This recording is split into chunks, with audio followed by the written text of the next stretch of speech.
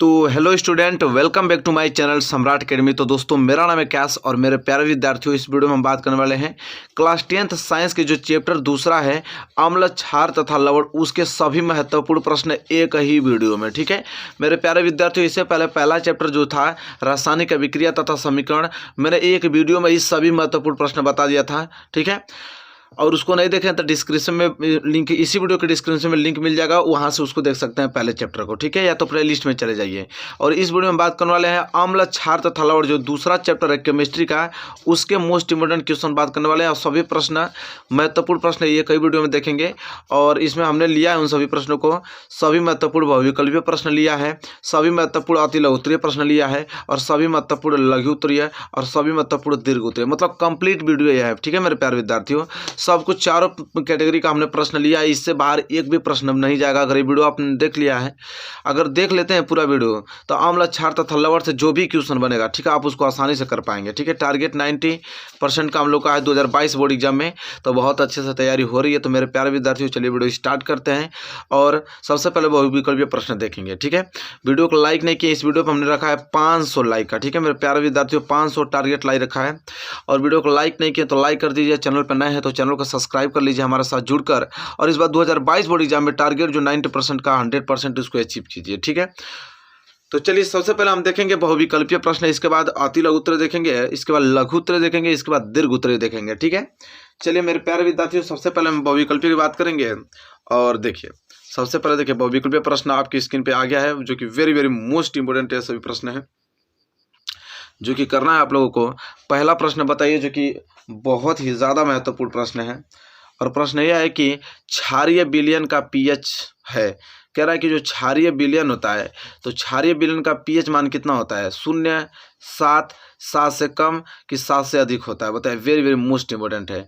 क्षारीय विलयन का पीएच मान कितना होता है? तो ये तो आप लोग जानते हैं, जल्दी से कमेंट के माध्यम से बताइए क्या होता है। तो क्षारीय विलयन का पीएच मान 7 से अधिक होता है मेरे प्यारे विद्यार्थियों। क्षारीय विलयन का पीएच मान 7 से अधिक होता है।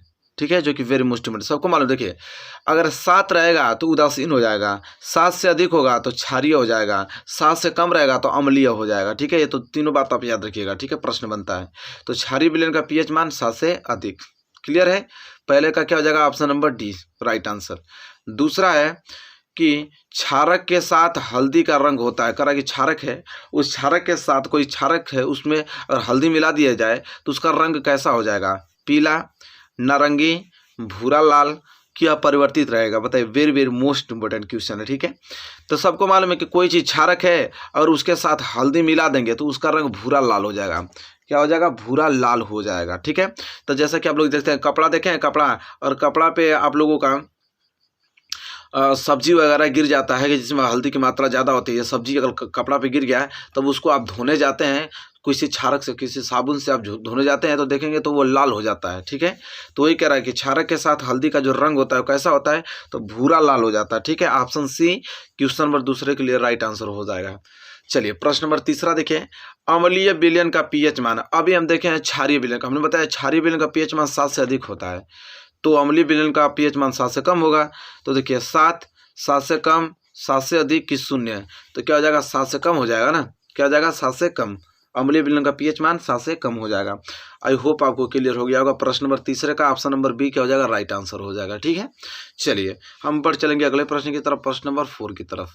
प्रश्न नंबर 4 है कि एसिटिक अम्ल का एक दुर्बल अम्ल है। कह रहा एसिटिक अम्ल एक दुर्बल अम्ल है क्योंकि इसमें पानी की मात्रा अधिक होती है, इसमें आयरन की मात्रा कम होती है, यह एक कार्बनिक अम्ल है, यह एक अकार्बनिक अम्ल है। बताना है आप लोगों को। ठीक है, कि एसिटिक अम्ल एक दुर्बल अम्ल है क्योंकि इसमें क्या कंडीशन होता है? तो मैं बता दूं कि ऑप्शन बी इस क्वेश्चन के लिए राइट आंसर हो जाएगा मेरे प्यारे विद्यार्थियों, क्योंकि इसमें आयरन की जो मात्रा होती है ना, कम होती है। जिसमें आयरन की मात्रा कम होगी वो दुर्बल अम्ल होता है। ठीक है, तो एसिटिक अम्ल एक दुर्बल अम्ल है क्योंकि इसमें आयरन की मात्रा क्या होती है? कम होती है। इसलिए क्वेश्चन नंबर 4 के लिए राइट आंसर बी हो जाएगा। ठीक है, चलिए बढ़ेंगे हम अगले प्रश्न की तरफ। प्रश्न नंबर 5वां, और प्रश्न नंबर 5वां क्या है कि बेकिंग पाउडर को गर्म करने से कौन सी गैस निकलती है? देखिए, very very most important question आ गया। कह रहा है कि बेकिंग पाउडर को गर्म करने से कौन सी गैस निकलती है? ठीक है, CO, NO2, CO3, CO2 की O2? बताइए, very very most important question है। ठीक है, बताना आप लोगों को कि बेकिंग पाउडर को गर्म करने से कौन सी गैस निकलती है। ठीक है, तो इसके लिए राइट आंसर हो जाएगा ऑप्शन नंबर बी, Na2CO3। ठीक है, ऑप्शन बी इस क्वेश्चन के लिए राइट आंसर। क्लियर है ना, आराम से नोट कर लीजिए, इन सभी प्रश्नों को याद करके जाइएगा मेरे प्यारे विद्यार्थियों। ठीक है, चलिए क्वेश्चन नंबर 6 कि क्षारीय विलयन में फिनालेफ्थलीन सूचक का रंग होता है। कह रहा है कि क्षारीय विलयन में अगर फिनालेफ्थलीन सूचक का रंग कैसा होता है, लाल, पीला, नीला के रंगहीन होता है। बताइए, very very most important question है। ठीक है मेरे प्यारे विद्यार्थियों, इसके लिए राइट आंसर क्या होगा जल्दी से कमेंट के माध्यम से बताइए। बताइए, लाल, पीला, नीला कि रंगहीन। बताइए, क्षारीय विलयन में फिनालिफ्थ सूचक का रंग होता है कैसा, लाल, पीला, नीला, रंगहीन। तो मेरे प्यारे विद्यार्थियों ऑप्शन नंबर ए कैसा हो जाता है, लाल होता है। ठीक है, याद कर लीजिएगा इसके लिए। चलिए आगे बढ़ेंगे, प्रश्न नंबर 6वां हो गया ना, वेरी वेरी मोस्ट इंपोर्टेंट सब प्रश्न है। यह सब आकर आपने कर लिया है तो इसके बाद तो फिर तालका मचने वाला भाई 2022 बोर्ड एग्जाम में। ठीक है, अम्लीय वर्षा के जल का संभावित पीएच मान है। कह रहा है कि अम्लीय वर्षा के जो जल का संभावित पीएच मान होता है 5.2, 6.2, 7.2 की 8.2। बताइए, very very most important question है। बताइए क्या होगा, अम्लीय वर्षा के जल का जो संभावित पीएच मान होता है कितना होता है। बताइए जल्दी से कमेंट के माध्यम से बताइए। तो हो जाएगा ऑप्शन ए 5.2, क्योंकि अम्लीय वर्षा के जल का पीएच मान कितना होता है, 5.2 होता है। ठीक है मेरे प्यारे विद्यार्थियों, क्लियर है ना। चलिए प्रश्न नंबर 8वां की तरफ बढ़ेंगे। प्रश्न नंबर 7वां क्लियर हो गया होगा तो, क्योंकि प्रश्न नंबर 7वां का ऑप्शन ए राइट आंसर है।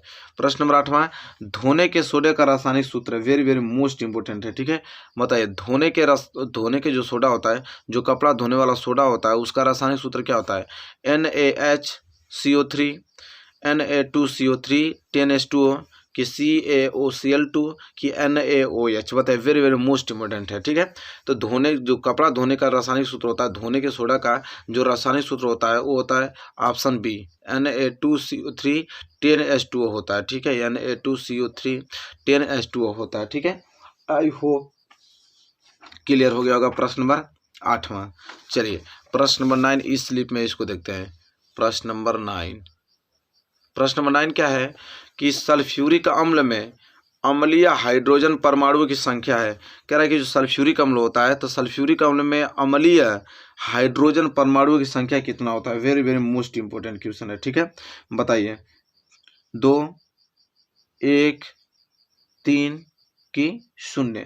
बताइए, बहुत ही प्यारा प्रश्न है, जल्दी से कमेंट के माध्यम से बताइए क्या होगा इसके लिए राइट आंसर। बताइए, सल्फ्यूरिक अम्ल में अम्लीय हाइड्रोजन परमाणु की संख्या कितनी होती है, जल्दी से कमेंट के माध्यम से बताइए। मैं थोड़ा वक्त देता हूं कि जल्दी से आप लोग ट्रिक लगा लीजिए। ठीक है, क्या होगा इसके लिए राइट आंसर।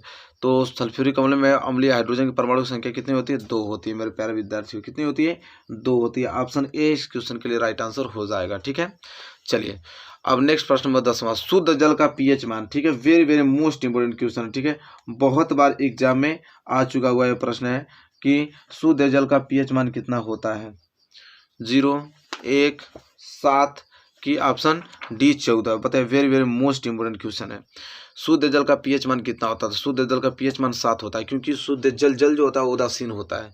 जल क्या होता है, उदासीन होता है, तो उदासीन का पीएच मान 7 ही होता है, आप लोग भी जानते हैं। तो शुद्ध जल का पीएच मान कितना होता है, 7 होता है। ठीक है, क्लियर। चलिए प्रश्न नंबर 11, क्योंकि जो जल होता है ना तो अम्ल होता है ना तो क्षारीय होता है। ठीक है, उदासीन होता है जल, तो पीएच मान क्या हो जाएगा, 7। चलिए प्रश्न नंबर 11, सल्फर डाइऑक्साइड का जलीय विलयन होता है। देखिए, very very most important question है। क्या कह रहा है कि सल्फर डाइऑक्साइड का जो जलीय विलयन होता है वो होता है अम्लीय होता है कि क्षारीय होता है कि उदासीन होता है कि उभयधर्मी होता है। बताइए, सल्फर डाइऑक्साइड का जलीय विलयन कैसा होता है, तो सल्फर डाइऑक्साइड का जलीय विलयन अम्लीय होता है मेरे प्यारे विद्यार्थियों। क्या होता है, अम्लीय होता है। ठीक है, कोई दिक्कत नहीं, क्योंकि इसका जो पीएच मान होता है 7 से क्या होता है, कम होता है। सल्फर डाइऑक्साइड का पीएच मान 7 से कम होता है, इसलिए कैसा होता है, अम्लीय होता है। ठीक है, क्लियर। चलिए प्रश्न नंबर 11 हो गया ना। प्रश्न नंबर 12, प्रश्न नंबर 12 क्या है यहाँ पे कि H2SO4 विलयन का पीएच मान है। H2SO4 विलयन का पीएच मान है 0, 7, 7 से कम, 7 से अधिक। H2SO4 विलयन का पीएच मान 0 होता है कि 7 होता है कि 7 से कम होता है कि 7 से अधिक होता है। बताइए, very very most important question है प्रश्न नंबर 12, और ये बहुविकल्पीय का क्या है, आपका लास्ट क्वेश्चन है। तो H2SO4 का जो विलयन है, H2SO4 विलयन, उसका पीएच मान क्या होता है, तो उसका पीएच मान 7 से अधिक होता है। ठीक है, उसका pH मान क्या होता है मेरे प्यारे विद्यार्थियों, 7 से अधिक होता है। इसलिए 7 से अधिक होता है कि इसका pH मान 7 से, अरे सॉरी 5-7 से अधिक के बोला हूँ, 7 से कम होता है। ठीक है, 7 से कम होता है क्योंकि ये अम्लीय होता है ना, क्योंकि H2SO4 विलयन क्या अम्लीय है, तो अम्लीय है तो उसका pH मान जाहिर सी बात है 7 से क्या होगा, कम होगा। तो देखिए यह आपका प्रश्न नंबर 12। तो बहुविकल्पीय प्रश्न 12 टोटल हमने बताया। अगर इतना तैयार कर लेते हैं मेरे प्यारे विद्यार्थी, यकीनन कीजिए कि इससे बाहर क्वेश्चन आने वाला नहीं है। ठीक है, चलिए महत्वपूर्ण हमने आप लोगों को बहुविकल्पीय बताया। ठीक है, अब मैं आप लोगों को महत्वपूर्ण बताने वाला हूँ अति लघुत्तरीय प्रश्न। ठीक है, जो कि very very most important question होने वाला है। और यहाँ पे क्या है, अति लघुत्तरीय महत्वपूर्ण प्रश्न है। अब अति लघुत्तरीय महत्वपूर्ण प्रश्न में पहला प्रश्न है कि हाइड्रोजन आयन सांद्रण से क्या तात्पर्य है। कह रहा है कि हाइड्रोजन आयन सांद्रण क्या होता है, मतलब उससे क्या तात्पर्य है। उदासीन विलयन में हाइड्रोजन आयन सांद्रण का मान कितना होता है। ठीक है, तो चलिए देखते हैं भाई कि हाइड्रोजन आयन सांद्रण क्या होता है और उदासीन कोई विलयन है तो उसमें हाइड्रोजन जो आयन होगा उसका सांद्रण का मान कितना होता है। तो सबसे पहले आपको हेडिंग डालना है हाइड्रोजन आयन सांद्रण। ठीक है, हेडिंग आपको डालना है क्या, हाइड्रोजन आयन सांद्रण, और उसमें लिखना है आपको कि किसी जलीय विलयन के 1 लीटर आयन में, किसी जलीय विलयन के 1 लीटर आयन में उपस्थित हाइड्रोजन के ग्राम आयनों की संख्या को उस विलयन का हाइड्रोजन आयन सांद्रण कहते हैं। यहाँ तक बात क्लियर हुआ। क्या करा कि किसी जलीय विलयन में 1 लीटर आयतन में अगर उपस्थित हाइड्रोजन के ग्राम आयनों की या मोलों की संख्या को उस विलयन का हाइड्रोजन आयन सांद्रण कहते हैं, और इसे इस तरह डिनोट करते हैं। अगर हाइड्रोजन आयन सांद्रण को डिनोट करना है तो आपको H धनायन इस तरह ब्रैकेट में, बड़े ब्रैकेट में आपको कर देना है। इसके द्वारा प्रदर्शित करते हैं उदासीन विलयन में हाइड्रोजन आयन सांद्रण का जो मान होता है वो कितना होता है, तो 1 गुणे 10⁻⁷ मोल प्रति लीटर होता है। ठीक है, क्या बोल रहा है कि उदासीन विलयन में जो हाइड्रोजन आयन सांद्रण का मान कितना होता है, तो 1 गुणे 10⁻⁷ मोल प्रति लीटर होता है। ठीक है, तो मेरे प्यारे विद्यार्थियों, आई होप आपको पहला प्रश्न क्लियर हो गया होगा कि हाइड्रोजन आयन सांद्रण क्या है और उदासीन विलयन में हाइड्रोजन आयन सांद्रण का मान भी कितना होता है। ठीक है, बहुत प्यारा प्रश्न है। ठीक है, बहुत भी हाईलाइटेड प्रश्न एग्जाम के दृष्टिकोण से, याद कर लीजिएगा इसको। ठीक है, चलिए प्रश्न नंबर दूसरा है कि धोने के सोडे के 2 उपयोग बताइए। करा कि कपड़े धोने का जो सोडा होता है उसका 2 उपयोग बताना है। तो धोने के सोडे के 2 उपयोग, तो पहला कांच, साबुन एवं कागज उद्योग में करते हैं। साबुन में भी तो धोने के सोडा का यूज होता है। तो धोने के सोडे का 2 उपयोग कांच, साबुन एवं कागज उद्योग में, और दूसरा जल की अस्थायी कठोरता को हटाने में करते हैं। ठीक है, तो ये 2 हमने बता दिया, धोने के सोडे के 2 उपयोग बता दिया हमने। ठीक है, वेरी वेरी मोस्ट इंपोर्टेंट पूछता है 2 नंबर के लिए 2 उपयोग। ठीक है, क्लियर हो गया। चलिए प्रश्न नंबर 3 की तरफ बढ़ चल देंगे। प्रश्न नंबर 3 क्या है कि अम्ल तथा क्षार की आधुनिक अवधारणा स्पष्ट कीजिए। मतलब बताना कि अम्ल क्या होता है, क्षार क्या होता है, परिभाषा पूछ रहा है। ठीक है, चलिए वेरी वेरी मोस्ट इंपोर्टेंट ये क्वेश्चन है। तो चलिए देखते हैं पहले अम्ल हेडिंग डालिए। देखिए अम्ल क्या होता है, तो वे पदार्थ हैं, मतलब अम्ल वे पदार्थ हैं जो जलीय विलयन में वियोजित अथवा आयनित होकर हाइड्रोजन आयन प्लस धनायन अथवा हाइड्रोनियम आयन H3O धनायन देते हैं। कह रहा है कि अम्ल उसको बोलेंगे कि जब उसको पानी में जैसे ही हम उस पानी में जैसे मिलाएंगे तो वो आयनित होकर धन आयन में टूट जाएगा या हाइड्रोनियन आयन में टूट जाता है, उसको हम कहते हैं अम्ल। जैसे में आपका HCl हुआ और H2SO4 हुआ। HCl देखिए, HCl को जैसे ही जल में मिलाएंगे, ठीक है, तो HCl जब जल में मिलाएंगे तो आयनीकृत हो जाएगा, तो हाइड्रोजन प्लस आयन देगा और क्लोरीन पे माइनस चार्ज हो जाएगा। ठीक है, तो जो हाइड्रोजन धन आयन देता है, देखिए हाइड्रोजन धन आयन देता है, उसी को हम कहते हैं अम्ल। अम्ल हमेशा धन आयन देगा, हाइड्रोजन धन आयन हमेशा देगा। अगर H धन आयन दे देगा तो समझ लीजिए कि वो अम्ल ही है। ठीक है, और देखिए क्षार क्या होता है कि क्षारीय पदार्थ हैं जो जलीय विलयन में वियोजित अथवा आयनित होकर हाइड्रोक्साइड आयन OH ऋण आयन देता है। ठीक है, क्षार वो होता है कि जल में मिलाएंगे ना तो आयनीकृत होकर OH ऋण आयन देता है। ठीक है, जैसे में आपका NaH हो गया, sodium hydroxide, KOH potassium hydroxide हो गया, NH4OH हो गया। ठीक है, तो ये सब है। जैसे NaOH सोडियम हाइड्रोक्साइड, इसको जल में वियोजित करेंगे तो आयनीकृत होकर Na, देखिए सोडियम प्लस चार्ज, OH पे माइनस चार्ज, तो OH पे जो माइनस चार्ज उत्पन्न करता है उसे हम बोलते हैं क्षार, और H धनायन जो उत्पन्न करता है उसको बोलते हैं अम्ल। ठीक है, क्लियर हो गया ना। चलिए कुछ एग्जांपल में प्रबल अम्ल और दुर्बल क्षार का देता हूँ। प्रबल अम्ल जैसे HCl, H2SO4, HNO3, ये प्रबल अम्ल है। दुर्बल क्षारक मतलब NH4OH, ठीक है, NH4 जो है दुर्बल क्षारक है। तो हमने अम्ल और क्षार क्या होता है दोनों में अंतर विभेद किया है बहुत अच्छे तरीके से और उदाहरण सहित आपको बताया है, ठीक है। तो आई होप आपको क्लियर हो गया होगा। और हम बढ़ेंगे अगले प्रश्न की तरफ, प्रश्न नंबर चौथे की तरफ, ठीक है, जो कि वेरी वेरी मोस्ट इंपोर्टेंट होने वाला है। प्रश्न नंबर चौथा क्या है कि प्लास्टर ऑफ पेरिस की जल के साथ अभिक्रिया के लिए समीकरण लिखिए। कह रहा है कि प्लास्टर ऑफ पेरिस की जल के साथ अभिक्रिया के लिए समीकरण लिखना है, ठीक है। तो चलिए देख लेते हैं प्लास्टर ऑफ पेरिस। देखिए ये प्लास्टर ऑफ पेरिस है, ठीक है, प्लास्टर ऑफ पेरिस जो कि सफ़ेद चूर्ण होता है, उसका होता है सूत्र CaSO4 हाफ H2O। ये आपका प्लास्टर ऑफ पेरिस है। इसमें अगर जल मिला दें H2O, ठीक है, जल मिलाएंगे तो यह जिप्सम बना देता है। जिप्सम जो कि कठोर पदार्थ होता है, CaSO4 और 2H2O बना देता है। तो ये कह रहा है कि प्लास्टर ऑफ पेरिस के जल के साथ अभिक्रिया के लिए समीकरण लिखे। तो प्लास्टर ऑफ पेरिस का देखिए जल अभिक्रिया करके जिप्सम बनाते हैं, ठीक है। तो ये बस समीकरण लिख लीजिए जो कि very very most important, 2 number मिल जाएगा सिर्फ समीकरण लिखने से, ठीक है। चलिए प्रश्न नंबर 5 की तरफ बढ़ेंगे। प्रश्न number 5 very very most important प्रश्न है। क्या है कि आश्रित जल विद्युत का चालक क्यों नहीं होता जबकि वर्षा का जल होता है। करा कि आश्रित जल जो होता है, आश्रित जल का मतलब ये चीज होता है कि उसको हम क्या करेंगे, भाफ करके, जैसे कोई भी पानी है तो उस पानी को अगर गर्म कर कर और उसके पानी को जो भाप उसका बनेगा तो उस भाप जो जमा होता है कहीं उसको इकट्ठा कर लेंगे भाप, और वह भाप को ही आश्रित जल बोलते हैं। वो आश्रित जल क्या होता है कि विद्युत का चालक नहीं होता है, परंतु जो वर्षा का जल होता है वो चालक होता है। ऐसा क्यों, यही पूछ रहा है, ठीक है, कि आश्रित जल विद्युत का चालक क्यों नहीं होता। चलिए देखें, कह रहा है कि वर्षा के जल में घुलित लवणों के कारण आयन उपस्थित होते हैं। कह रहा है कि जो वर्षा का जल होता है वो घुलित लवणों के कारण उसमें आयन उपस्थित होते हैं। किसमें, वर्षा के जल में, जो उसे विद्युत का क्या बनाते हैं, सुचालक बनाते हैं। अगर आयन उपस्थित होते हैं तो 100% वो आयनीकृत होगा, प्लस और माइनस चार्ज में टूट जाएगा। जो चीज़ आयनीकृत हो जाएगा प्लस माइनस चार्ज में टूट जाएगा तो उसमें तो विद्युत जाएगी ही जाएगी, ठीक है। तो कह रहा है कि जो उसे विद्युत का सुचालक बनाते हैं, जबकि आश्रित जल में कोई आयन उपस्थित नहीं होते हैं, अतः यह विद्युत का चालन नहीं करता है। तो ठीक है, लेकिन आश्रित जल में क्या होता है, कोई भी आयन उपस्थित नहीं होता है, ठीक है, इसलिए वो विद्युत का चालक नहीं करता है। तो आई होप आपको प्रश्न नंबर 5 अच्छे तरीके से क्लियर हो गया होगा मेरे प्यारे विद्यार्थियों, ठीक है। चलिए प्रश्न नंबर 6 जो कि वेरी वेरी मोस्ट इंपोर्टेंट है। क्या है प्रश्न नंबर 6 है कि बेकिंग सोडा बनाने की 2 विधियां रासायनिक समीकरण सहित लिखिए। कह रहा है कि जो बेकिंग सोडा होता है तो बेकिंग सोडा बनाने की 2 विधियां आपको बतानी है और रासायनिक समीकरण सहित आपको लिखना है। तो चलिए पहले देखते हैं कि बेकिंग सोडा बनाने की 2 विधियां कौन कौन सी हैं। तो पहला हम क्या कर सकते हैं, बेकिंग पाउडर कैसे बना सकते हैं। तो पहला है sodium bicarbonate NaHCO3, sodium bicarbonate का निर्माण, ठीक है, सोडियम कार्बोनेट के संतृप्त जलीय विलयन में कार्बन डाइऑक्साइड गैस प्रवाहित करने पर होता है। कह रहा है कि देखिए सोडियम बाइकार्बोनेट एक प्रकार का क्या है, ये भी बेकिंग सोडा ही है, सोडियम बाइकार्बोनेट। अब सोडियम बाइकार्बोनेट का निर्माण कैसे होगा, तो हम सोडियम कार्बोनेट में अगर हम कार्बन डाइऑक्साइड गैस प्रवाहित कर दें तो हमारा सोडियम बाइकार्बोनेट बन जाता है। जैसे देखिए ये आपका सोडियम कार्बोनेट है, हमने क्या कहा, sodium carbonate Na2CO3, sodium carbonate में अगर कार्बन डाइऑक्साइड गैस प्रवाहित कर दें जल के साथ तो ये तुरंत रिएक्शन करके बना देता है सोडियम बाइकार्बोनेट, ठीक है। देखिए रिएक्शन लिख दिया होगा नहीं, अच्छे से नोट कर लीजिए। सोडियम कार्बोनेट और कार्बन डाइऑक्साइड गैस प्रवाहित करने पर जल के साथ ये तीनों में मिलाने की अभिक्रिया करने के पश्चात क्या बन जाता है, सोडियम बाइकार्बोनेट का निर्माण होता है।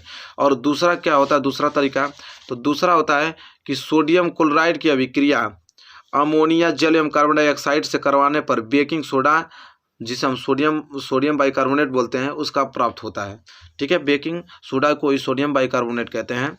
तो देखिए क्या कर रहा है दूसरा कि अगर हम सोडियम क्लोराइड है, अगर सोडियम क्लोराइड में जल मिला दें, कार्बन डाइऑक्साइड गैस प्रवाहित कर दें और कुछ अमोनिया मिला दें तो इससे अभिक्रिया करने से जो बनेगा वो सोडियम बाइकार्बोनेट बनेगा। देखिए सोडियम बाइकार्बोनेट बनना है और अमोनियम क्या बनना है, क्लोराइड बनना है। तो ये पूछा था हमसे कि सोडियम जो बेकिंग सोडा होता है जिसको हम क्या बोलते हैं, सोडियम बाइकार्बोनेट बोलते हैं। तो कह रहा बेकिंग सोडा बनाने की 2 विधि बताइए। तो 2 विधि हमने बता दिया कि नहीं।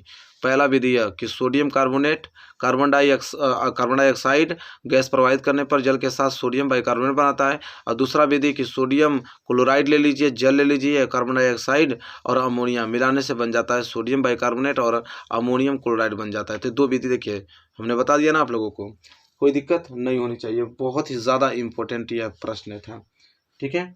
आई होप क्लियर हो गया। चलिए प्रश्न नंबर 8वां देख लेते हैं। प्रश्न नंबर 8वां देखिए, वेरी वेरी मोस्ट इंपोर्टेंट। क्या प्रश्न नंबर, पहले 7वां है। 7वां है कि पीएच की गणितीय परिभाषा क्या है। पूछता है बहुत बार एग्जाम में कि पीएच जो होता है पीएच स्केल, तो पीएच की जो गणितीय परिभाषा है क्या है।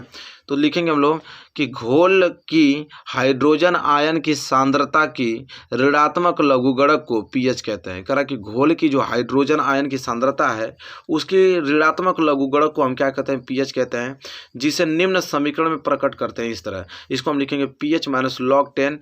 ये तो आपको मालूम है कि हाइड्रोजन सांद्रण है, इस तरह को डिनोट करते हैं।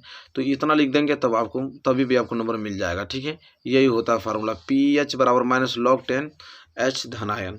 या आप इसको इस तरह भी कर सकते हैं कि H धन आयन बराबर 10 पावर माइनस पीएच। ठीक है, तो ये आपका पीएच की गणितीय परिभाषा है। ठीक है, पीएच की क्या है, गणितीय परिभाषा। क्लियर हो गया।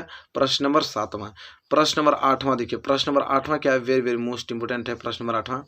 प्रश्न नंबर 8वां कह रहा है कि उदासीनीकरण अभिक्रिया क्या है, 2 उदाहरण दीजिए। कह रहा है कि उदासीनीकरण अभिक्रिया क्या है, 2 उदाहरण देना है। तो चलिए पहले देखते हैं कि उदासीनीकरण अभिक्रिया होता क्या है। तो देखिए कह रहा है कि किसी अम्ल की किसी क्षारक से अभिक्रिया के फलस्वरूप लवण तथा जल के निर्माण की क्रिया को उदासीनीकरण अभिक्रिया कहते हैं। मेरे प्यारे विद्यार्थियों, आपको सिंपल भाषा में बताऊं तो उदासीनीकरण अभिक्रिया वो होता है कि जब कोई अम्ल और जब कोई अम्ल क्षार अभिक्रिया करके लवण तथा जल बनाता है, उसी को हम कहते हैं उदासीनीकरण अभिक्रिया। तो कह रहा है कि देखिए, जब कोई अम्ल किसी क्षारक से अभिक्रिया करके लवण तथा जल का निर्माण करेगा, यही क्रिया तो आपको उदासीनीकरण कहलाता है। क्लियर, बिल्कुल सिंपल है। उदाहरण लिख लीजिए। उदाहरण के तौर पे जैसे NaOH, ये आपका क्या है, क्षारक, और HCl ये अम्ल है। तो देखिए क्षारक और अम्ल दोनों अभिक्रिया करके देखिए लवण तथा जल बना दिया कि नहीं। NaCl जो कि लवण है, H2O जो कि जल है। ठीक है, इसी तरह COS 2HCl मतलब कि आपका कैल्शियम हाइड्रोक्साइड, ये आपका क्षारक है, और ये Cl क्या आपका अम्ल है। ये दोनों अभिक्रिया करके देखिए CaCl2 लवण तथा जल बना दिया। ठीक है, क्लियर हो गया। बिल्कुल, very very most important question था। आई होप आपको क्लियर हो गया होगा मेरे प्यारे विद्यार्थियों। ठीक है, प्रश्न नंबर 9 है, इसको आप ब्लैक पेन से लिखिएगा। प्रश्न 9 है कि धावन सोडा बनाने का रासायनिक तथा इसका एक उपयोग भी लिखिए। कह रहा है कि धावन सोडा बनाने का रासायनिक तथा इसका एक उपयोग भी लिखना है। तो कैसे लिखेंगे कि धावन सोडा बनाने की रासायनिक अभिक्रिया क्या है। देखिए NaOH सोडियम हाइड्रोक्साइड को अगर कार्बन डाइऑक्साइड में प्रवाहित करें तो यहाँ पे Na2CO3 और H2O प्राप्त होगा। तो ये धावन सोडा बनाने का रासायनिक अभिक्रिया होगा। इसका उपयोग क्या होगा कि जल की कठोरता दूर करने में करते हैं। ठीक है, आई होप क्लियर हो गया होगा। ठीक है, क्लियर हो गया। ये प्रश्न नंबर क्या था आपका, 9 था मेरे प्यारे विद्यार्थियों। चलिए प्रश्न नंबर 9 हो गया ना। प्रश्न नंबर 10 की तरफ बढ़ गया। प्रश्न नंबर 10 देखिए, वेरी वेरी मोस्ट इंपोर्टेंट है। प्रश्न नंबर 10वां, इन सभी को मैं हटाता हूँ। प्रश्न नंबर 10वां देखिए क्या है, खाने का सोडा बनाने की विधि लिखिए। इसे धावन सोडा में कैसे परिवर्तित करेंगे, संबंधित समीकरण भी लिखिए। ये खाने का सोडा का पूछ रहा है कि खाने का जो सोडा होता है उसको बनाने की विधि लिखना है, और इसे धावन सोडा में कैसे परिवर्तित करेंगे ये भी हमको बताना है। ठीक है, तो चलिए देखिए उत्तर में कैसे लिखेंगे कि खाने के सोडे का जो रासायनिक नाम होता है ना, उसको हम बोलते हैं सोडियम बाइकार्बोनेट। ठीक है, क्या बोलते हैं, सोडियम बाइकार्बोनेट बोलते हैं, NaHCO3 होता है। ठीक है, खाने के सोडा को भी बेकिंग सोडा कहते हैं। ठीक है, तो बेकिंग सोडा कहिए या तो खाने का सोडा कहिए, बात एक ही है। ठीक है, तो खाने के सोडे का रासायनिक नाम होता है सोडियम बाइकार्बोनेट NaHCO3। अभी हम लोग जस्ट पढ़े हैं, देखें आप लोग। उसकी बनाने की विधि पूछा है कि बनाने की विधि क्या है। तो सिंपल है, प्रयोगशाला में इसे सोडियम कार्बोनेट के ठंडे जलीय विलयन में कार्बन डाइऑक्साइड गैस प्रवाहित करके बनाया जाता है। अभी हमने पढ़ा है, वही चीज़ तो है हूबहू। देखिए सोडियम कार्बोनेट था, सोडियम कार्बोनेट में कार्बन डाइऑक्साइड प्रवाहित कर रहे थे जल के साथ, तो सोडियम बाइकार्बोनेट का निर्माण हो गया खाने का सोडे का। अभी हमने पढ़ाया है ना, सेम यही रिएक्शन, वही प्रश्न था। चलिए फिर कह रहा है कि ताप का प्रभाव। अब कह रहा है कि अगर सोडियम बाइकार्बोनेट बन गया, क्या बन गया, सोडियम बाइकार्बोनेट। अगर सोडियम बाइकार्बोनेट को 100 डिग्री सेल्सियस पे अगर तापमान पे हम गर्म कर देंगे ना, तो उसका निर्माण धोने मतलब कि धावन सोडा का निर्माण हो जाता है। देखिए खाने सोडा का निर्माण हो गया, खाने सोडा का निर्माण क्या हो गया, 2NaHCO3। अब इसको अगर 100 डिग्री सेल्सियस के तापमान पे, उच्च तापमान पे गर्म कर देंगे ना, तो कपड़ा धोने का निर्माण हो जाएगा। तो देखिए कपड़ा धोने का जो कब होता है उसको बोलते हैं सोडियम कार्बोनेट। क्या बोलते हैं, सोडियम कार्बोनेट, जो कि धावन सोडा होता है। ठीक है, तो ये भी बात याद रखिएगा कि उसको 100 डिग्री सेल्सियस पे अगर हम तापमान पे गर्म कर देंगे तो Na2CO3 और जल और कार्बन डाइऑक्साइड छोड़ देगा, और ये सोडियम कार्बोनेट मतलब कपड़ा धोने का निर्माण हो जाएगा। ठीक है, तो आई होप क्लियर हो गया होगा प्रश्न नंबर 10वां मेरे प्यारे विद्यार्थियों, कोई भी डाउट आपको नहीं होगा। ठीक है, चलिए तो ये आपने देखा महत्वपूर्ण अति लघु उत्तरीय। अब हम देखने वाले महत्वपूर्ण लघु उत्तरीय जो कि वेरी वेरी मोस्ट इंपोर्टेंट होने वाला है। अब हम देखेंगे लघु उत्तरीय, महत्वपूर्ण लघु उत्तरीय प्रश्न, और उसका पहला प्रश्न देखिए जो कि काफ़ी महत्वपूर्ण है। प्रश्न यह है कि धोने के सोडा एवं विरंजक चूड़ के दो प्रमुख उपयोग बताइए। कह रहा है कि धोने के सोडा एवं विरंजक चूड़ के दो उपयोग बताना है। तो चलिए उत्तर में लिखेंगे कि धोने के सोडे का उपयोग, इसको आपको ब्लैक पेन से लिखना है कि धोने के सोडे का उपयोग, पहला कि इसका उपयोग हम जल की अस्थायी कठोरता को दूर करने के लिए किया जाता है, अभी हम पढ़े हैं। ठीक है, और दूसरा क्या होता है कि सोडियम कार्बोनेट का उपयोग कांच, साबुन आदि उद्योगों में किया जाता है, क्योंकि सोडियम कार्बोनेट को ही हम धोने का सोडा बोलते हैं। ठीक है, इसमें कोई डाउट नहीं होना चाहिए आपको। तो सोडियम कार्बोनेट का उपयोग कांच, साबुन आदि उद्योगों में किया जाता है। अब विरंजक चूड़ है, तो विरंजक चूड़ का उपयोग पूछ रहा है, तो पहला देख लीजिए कि विरंजक चूड़ का जो उपयोग होता है वो जीवाणु नाशक के रूप में तथा जल के शुद्धिकरण में किया जाता है। और दूसरा पॉइंट है इसका कि विरंजक चूड़ का जो उद्योग ऑक्सीकारक के रूप में भी तथा चीनी को सफ़ेद करने में भी किया जाता है। तो विरंजक चूड़ का दो उपयोग यहाँ पे हो गया, और धोने के सोडे का भी उपयोग हमने बता दिया। और यह प्रश्न बिल्कुल क्लियर हो गया। प्रश्न नंबर पहला 4 नंबर के लिए प्रश्न आता है, वेरी वेरी मोस्ट इंपोर्टेंट यह प्रश्न है मेरे प्यारे विद्यार्थियों। आई होप आपको प्रश्न नंबर यह पहला क्लियर हो गया होगा अच्छे तरीके से। और प्रश्न नंबर दूसरा हम बढ़ेंगे। प्रश्न नंबर दूसरा देखिए क्या है। प्रश्न नंबर दूसरा है कि अम्लों तथा क्षारकों में अंतर बताइए। करा कि अम्लों तथा क्षारकों में अंतर बताना है।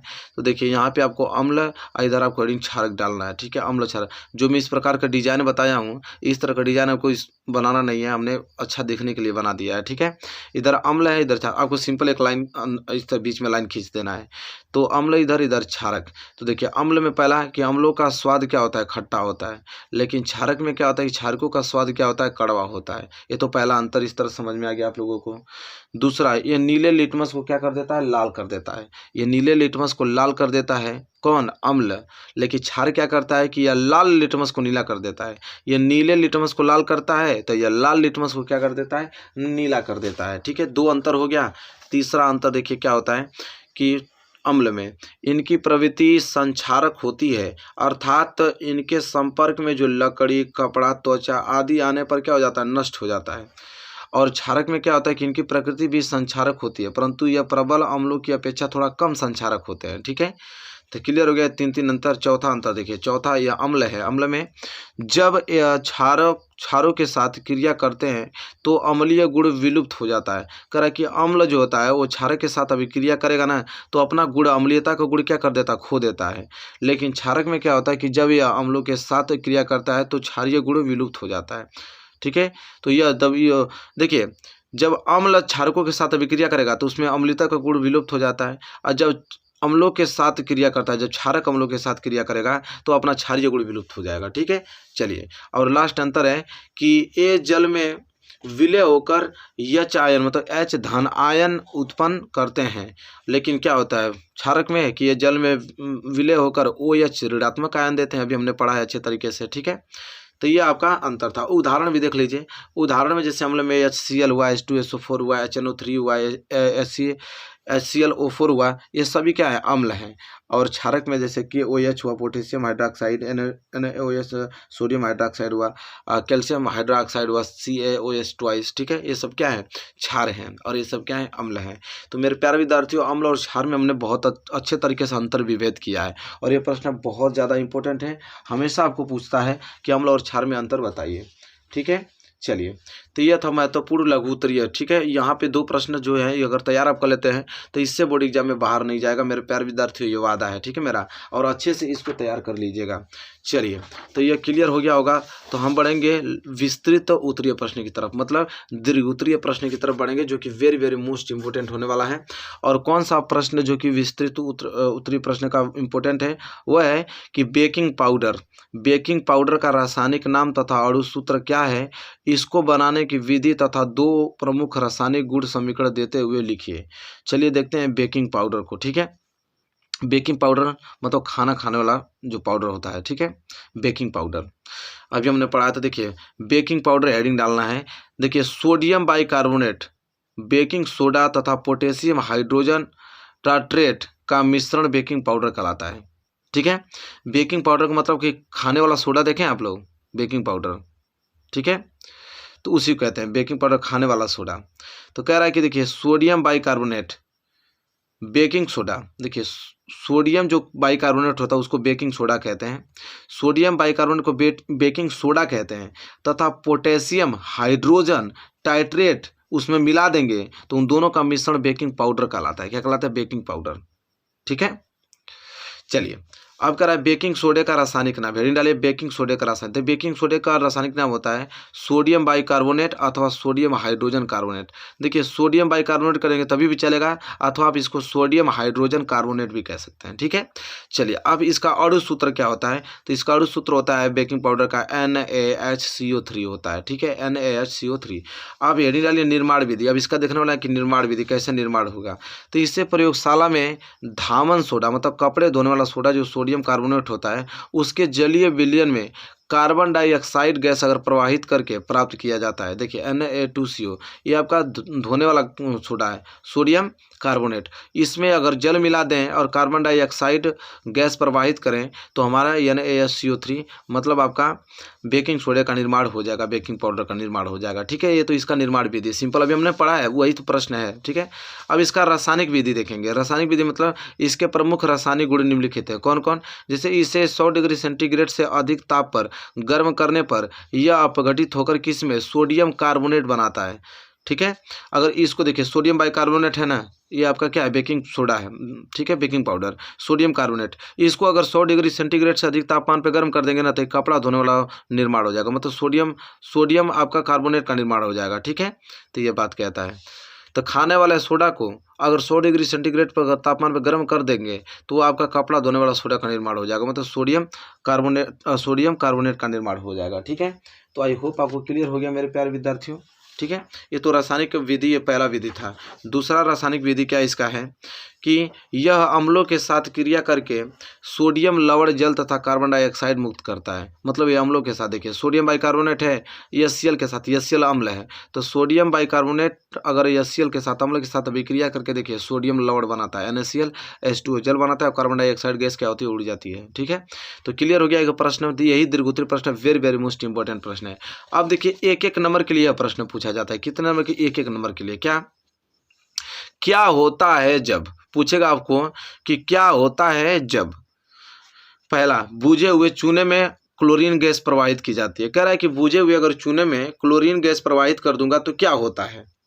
तो देखिए भाई कि बूझे हुए चूने जिसे हम कैल्शियम हाइड्रोक्साइड कहते हैं, तो अगर कैल्शियम हाइड्रोक्साइड में क्लोरीन अगर मिला दूं, देखिए क्लोरीन मिलाकर 373 केल्विन तापमान पर इसको प्रवाहित कर रहा हूं तो विरंजक चूड़ का निर्माण हो रहा है। किसका? विरंजक चूड़ का निर्माण हो रहा है, और इधर जल का।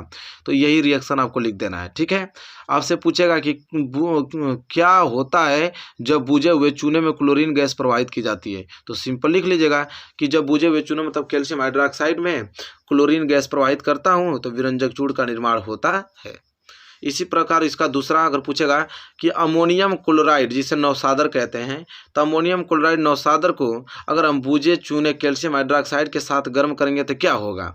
तो देखिए नौसादर है जिसका सूत्र होता है NH4Cl, ये नौसादर है। अगर बूझे हुए चूना CaOH ट्वाइस अगर बूझे हुए चूने के साथ अभिक्रिया कराऊंगा तो क्या होगा? तो क्या होगा भाई? कैल्शियम क्लोराइड का निर्माण होगा, जल का निर्माण होगा और अमोनिया का निर्माण होगा। सिंपल यही आपको रिएक्शन लिख देना है। ठीक है, क्लियर है। चलिए तीसरा, जैसे प्लास्टर ऑफ पेरिस को गर्म किया जाता है, अगर हम प्लास्टर ऑफ पेरिस को गर्म कर देंगे तो क्या होगा। तो देखिए प्लास्टर ऑफ पेरिस है, ठीक है, प्लास्टर ऑफ पेरिस को 120 सेंटीग्रेड के तापमान पर अगर गर्म कर देंगे तो यह कैल्शियम सल्फेट में बदल जाता है। किसमें? कैल्शियम सल्फेट में और जल में। तो यह प्रश्न बहुत इंपॉर्टेंट पूछता है जरूर कि क्या होता है जब, 100% पूछेगा कि क्या होता है जब। अब दूसरा प्रश्न पूछेगा कि कैसे प्राप्त करोगे, वहाँ से आपको देगा, ये भी 1 नंबर के लिए प्रश्न पूछा जाता है। कैसे प्राप्त करोगे कि अगर सोडियम क्लोराइड को सोडियम बाइकार्बोनेट से, कह रहा है कि सोडियम क्लोराइड से अगर हमें सोडियम बाइकार्बोनेट प्राप्त करना है तो क्या करोगे, कैसे प्राप्त करोगे। तो सिंपल है, सोडियम क्लोराइड को, तो देखिए सोडियम आपका क्या है? क्लोराइड। ठीक है, सोडियम क्लोराइड जैसे NaCl है आपका सोडियम क्लोराइड है, तो सोडियम क्लोराइड से अगर हमको सोडियम बाइकार्बोनेट प्राप्त करना है तो हम सोडियम क्लोराइड को कैल्शियम कार्बोनेट से, ठीक है, कैल्शियम कार्बोनेट से अभिक्रिया करा देंगे तो आपका सोडियम बाइकार्बोनेट प्राप्त हो जाएगा। ठीक है, बिल्कुल रिएक्शन लिख दीजिएगा। आई होप आपको क्लियर हो गया। ठीक है, फिर इसका दूसरा पूछेगा कि अगर बेकिंग पाउडर से धावन सोडा प्राप्त करना है तो क्या करना पड़ेगा। तो बेकिंग पाउडर को धावन सोडा प्राप्त करना पड़ेगा। तो बेकिंग सोडा है, बेकिंग सोडा को हम क्या करेंगे, 100 डिग्री सेंटीग्रेड के तापमान पे हम क्या करेंगे, गर्म करेंगे, तो आपका Na2CO3 धावन सोडा में निर्माण हो जाएगा। ठीक है, चलिए फिर कह रहा है कि अगर विरंजक चूड़ से क्लोरीन प्राप्त करना होगा तो क्या करना पड़ेगा। तो देखिए, विरंजक चूड़ से क्लोरीन प्राप्त करना है तो यह होगा कि विरंजक चूड़ से क्लोरीन प्राप्त करना था। देखिए CaOCl2 ये विरंजक चूड़ है, उसमें जल मिलाकर और तापमान कर देंगे, उस पर हाई टेम्परेचर पर गर्म कर देंगे तो आपका क्लोरीन प्राप्त होगा। देखिए कैल्शियम हाइड्रोक्साइड प्राप्त होगा और क्या क्लोरीन गैस प्राप्त हो रहा है कि नहीं, तो बिल्कुल हो रहा है। इसके बाद देता है 1 नंबर के लिए, फिर प्रश्न आपसे पूछेगा कि अभिक्रिया पूर्ण कीजिए। क्या बोलेगा, अभिक्रिया पूर्ण कीजिए। देखिए आपको दे देगा कि CaOH2 plus Cl2 calcium hydroxide और क्लोरीन है। तो कैल्शियम हाइड्रोक्साइड और क्लोरीन अगर मिलेगा तो क्या बनाएगा। तो अभी देखिए यहाँ पे कैल्शियम हाइड्रोक्साइड और क्लोरीन ये आपस में मिलकर क्या बना सकता है, तो CaOCl2 और H2 बना सकता है। तो देखिए यही ना बनाएगा विरंजक चूड़। देखिए CaOCl2 और प्लस CH2 विरंजक चूड़ बनाएगा। अगर बुझा हुआ चूना अगर क्लोरीन आपस में मिल रहा है तो विरंजक चूड़ ही बनाएगा। ठीक है, अगर विरंजक चूड़ और जल को पानी में मिलाकर हाई टेम्परेचर पर गर्म कर देंगे तो ये आपका क्लोरीन गैस प्राप्त होगा यहाँ पे। ठीक है, और बुझा हुआ चूना प्राप्त होगा। क्लियर है। चलिए इसी का दूसरा एक और देख लेते हैं। जैसे कह रहा है NaCl और NH3 और प्लस H2O प्लस CO2। कह रहा है कि सोडियम क्लोराइड और मीथेन और आपका मीथेन कराऊँ अमोनिया, सोडियम क्लोराइड और अमोनिया और पानी और कार्बन डाइऑक्साइड मिला देंगे तो क्या बनेगा। तो देखिए सोडियम क्लोराइड, अमोनिया, पानी और कार्बन डाइऑक्साइड मिलाने पे हमें सोडियम बाइकार्बोनेट का निर्माण होता है। सोडियम बाइकार्बोनेट का निर्माण होता है। ठीक है, क्लियर हो गया। तो इस तरह प्रश्न, तो देखिए पूरा का पूरा हमने मोस्ट इंपोर्टेंट क्वेश्चन कवर कर, जितने तरीके से क्वेश्चन पूछेगा अम्ल और क्षार लवण में हमने पूरा का पूरा क्वेश्चन ले रखा था। आई होप आपको क्लियर हो गया होगा मेरे प्यारे विद्यार्थियों, और वीडियो बहुत ही ज़्यादा पसंद आई होगी। वीडियो पसंद आए तो प्लीज़ लाइक कीजिए, चैनल पर नए हैं तो चैनल को सब्सक्राइब करके बेल आइकन को प्रेस कर लीजिए। मिलेंगे एक प्यारे से नेक्स्ट वीडियो में प्यारे विद्यार्थियों, तब के लिए धन्यवाद। और इस वीडियो को शेयर कीजिए ताकि सबके पास पहुँचे और सभी लोग अच्छा मार्क्स ला पाएँ मेरे प्यारे विद्यार्थियों। और चैनल के प्लेलिस्ट पे चले जाइए, हर एक सब्जेक्ट का प्लेलिस्ट बना हुआ है और वहाँ से अच्छे से तैयारी कीजिए। चलिए मिलेंगे नेक्स्ट वीडियो में, तब तक के लिए धन्यवाद।